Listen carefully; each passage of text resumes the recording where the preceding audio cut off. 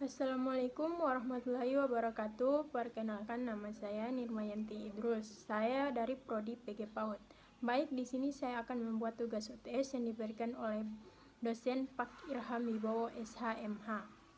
Menurut artikel yang saya dapat di internet pada tanggal 14 Februari 2016, menurut Widyat Arim Wibawana, vonis hukuman mati FS. Hakim memutuskan FS bersalah melakukan pembunuhan terhadap Brigadir YH.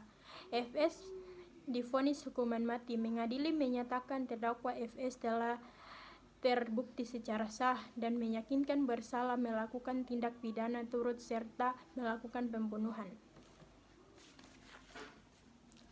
Menurut jurnal artikel yang saya dapat pada tanggal 20 Juni 2015, menurut Azhar Hafid, pembunuhan berencana menurut pasal 340 KUHP terhadap pelaku tindak pidana dengan menggunakan metode penelitian yuridis normatif, maka dapat disimpulkan perbuatan pembunuhan merupakan perbuatan yang dilakukan dengan sengaja menghilangkan nyawa seseorang.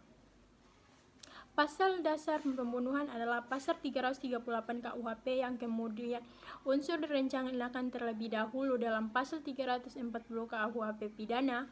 Karena besarnya dampak negatif pembunuhan, maka tidak mengherankan bila tindak pembunuhan tersebut secara tegas dilarang oleh hukum positif yang berat.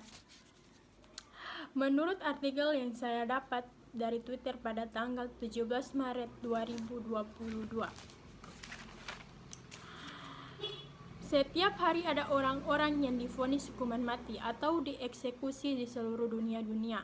Beberapa negara bahkan mengeksekusi anak berusia di bawah 18 tahun. Orang dengan disabilitas mental dan intelektual, dan orang tidak bersalah. Indonesia sebagian negara yang masih melaksanakan hukuman mati, baik dalam hukum maupun dalam politik. Tiongkok merupakan negara paling disorot karena jumlah hukuman mati yang banyak. Di Indonesia sudah puluhan orang menjalani pidana selama beberapa tahun terakhir, khususnya untuk kasus narkoba, terorisme, dan pembunuhan berencana.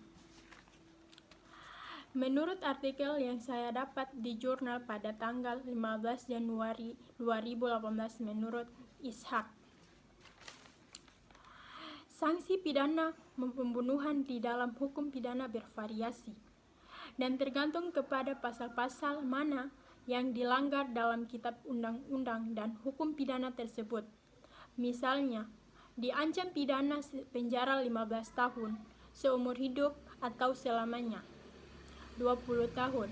Di samping itu, ada juga yang diancam dengan pidana penjara 12 tahun, 9 tahun, 7 tahun, dan 4 tahun.